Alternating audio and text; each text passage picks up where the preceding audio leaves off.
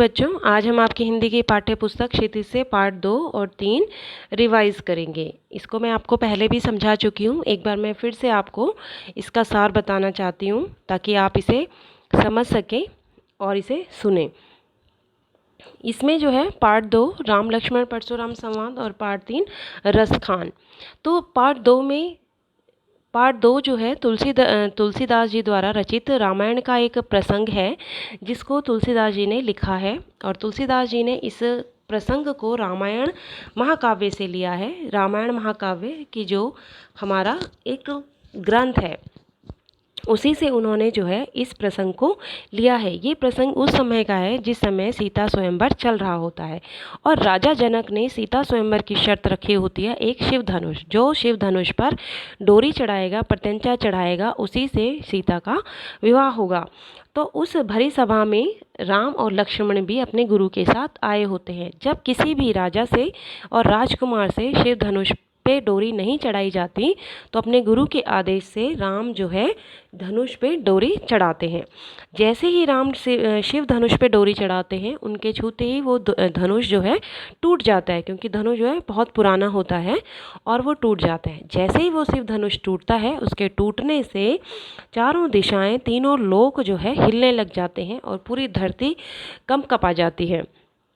और जब उसकी आवाज़ जो है सीधा परशुराम जी के पास पहुंचती है और परशुराम जी शिव धनुष के टूटने की आवाज़ सुनकर सीता स्वयंवर जहाँ चल रहा होता है वहाँ पर आ जाते हैं। और आते ही जो है वो वहाँ पर जोर से चिल्ला चिल्ला के बोलने लग जाते हैं कि कौन है मेरा शत्रु, कौन है शिव का शत्रु जिसने इस शिव धनुष को तोड़ डाला, और किसने इसे तोड़ा, कौन है वो।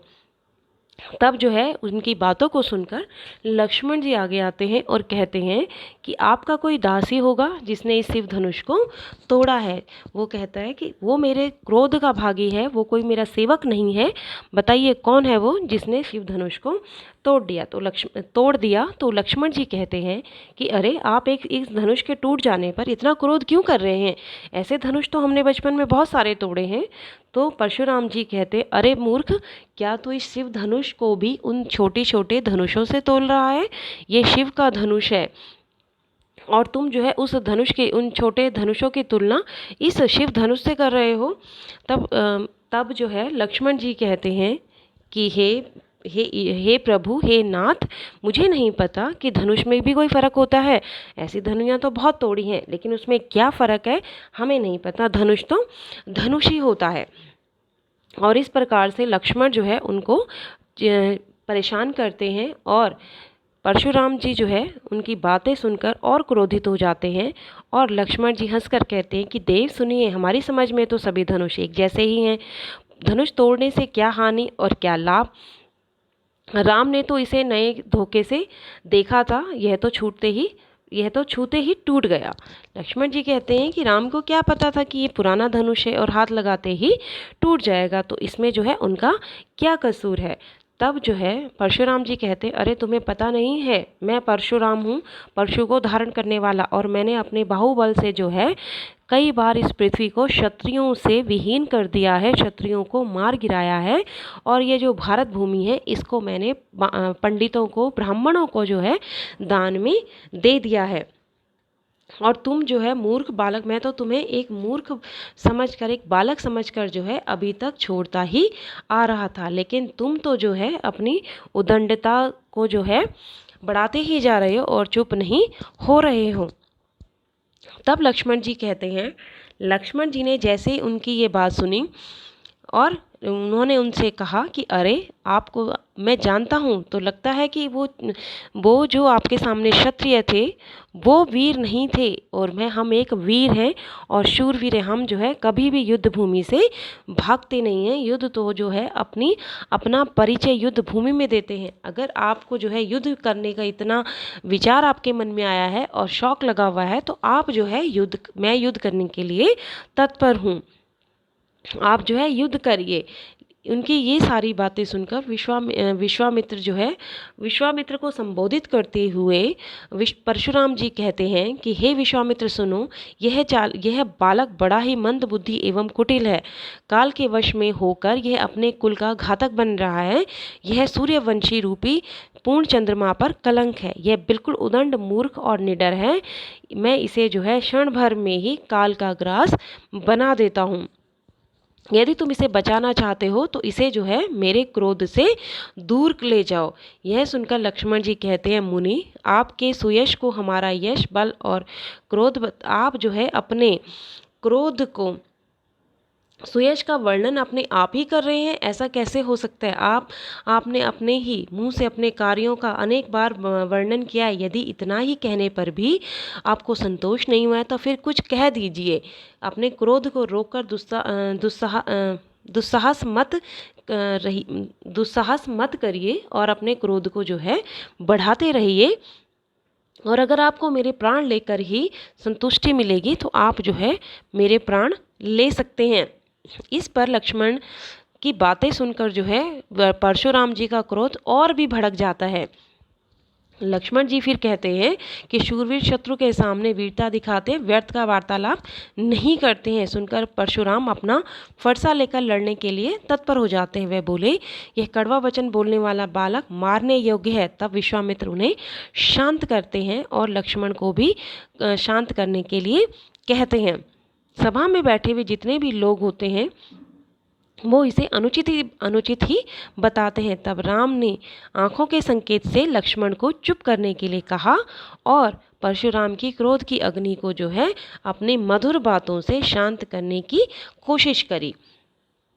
अगले पाठ में आप देखेंगे कि रसखान ने जो है, इस पाठ में रसखान जी द्वारा ये देव द्वारा लिखित है और जिसके रसखान के दोहे हैं जिनको देव ने यहाँ पर इस पाठ के माध्यम से आप तक पहुँचाया है। इस पाठ में जो है उन्होंने कृष्ण का वर्णन किया है कि कृष्ण जो है कितने ही सुंदर दिखाई पड़ते हैं। उन्होंने जो है कमर में करधनी पहनी हुई है, पैरों में पायल पहनी हुई है और उनकी पायल की जो है मधुर ध्वनि चारों तरफ फैल रही है, जिसको सुनकर सभी जो है मोहित हो रहे हैं। उन्होंने अपने शरीर पर पीले वस्त्र धारण कर रखे हैं। उनके सर पर मुकुट विराजमान है और उस मुकुट में जो है मोर पंख भी लगा हुआ है।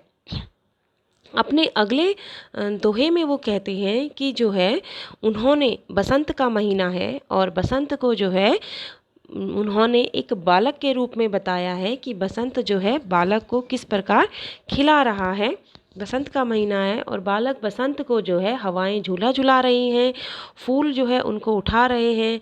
उनके लिए जो है फूलों का, पत्तों का जो है पालना बना दिया गया है जिसे सभी झुला रहे हैं। मोर, तोता उनको जो है उनको लोरी सुना रहे हैं और उनको खिला रहे हैं। इस प्रकार देव ने जो है बसंत का वर्णन किया है कि बसंत जो है बहुत ही सुंदर दिखाई दे रहा है, बहुत ही सुंदर प्रतीत हो रहा है। इतना सुंदर लग रहा है कि उसने जो है बसंत को बालक ही बना दिया है। और वो कहता है कि बसंत ने जो है फूलों के बने हुए कपड़े, झबले पहने हुए हैं और कोयल भी उनके साथ बातें करके उसका मन बहला रही है। ये सभी बीच बीच में तालियां भी बजा रहे हैं। फूलों से पराग की खुशबू ऐसे आ रही है जैसे कि घर की बूढ़ी औरतें राई और नमक से बच्चे की नज़र उतार रही हैं। बसंत को कामदेव का पुत्र बताया गया है। तीसरे और अंतिम कवित्व में देव कहते हैं कि ये जो पृथ्वी है और पृथ्वी पर जो है, पृथ्वी के ऊपर जो आकाश है उस आकाश में चांद जो है बहुत ही सुंदर दिखाई दे रहा है और चारों तरफ उसकी जो है रोशनी फैली हुई है। चांदनी रात में चांदनी का प्रकाश जो है बहुत ही स्वच्छ साफ दिखाई दे रहा है, जैसे कि संगमरमर की शिलाओं से कोई सुंदर मंदिर बना दिया गया है। और ये इतना चमक रहा है कि इस चांदनी रात में, इस निर्मलता में, सुंदरता में सभी कुछ स्पष्ट दिखाई दे रहा है। चारों तरफ चांदनी की सुंदरता इस प्रकार फैली हुई है जिस प्रकार फर्श पर दूध बिखरा हुआ रहता है और उससे सभी कुछ साफ साफ दिखाई देता है।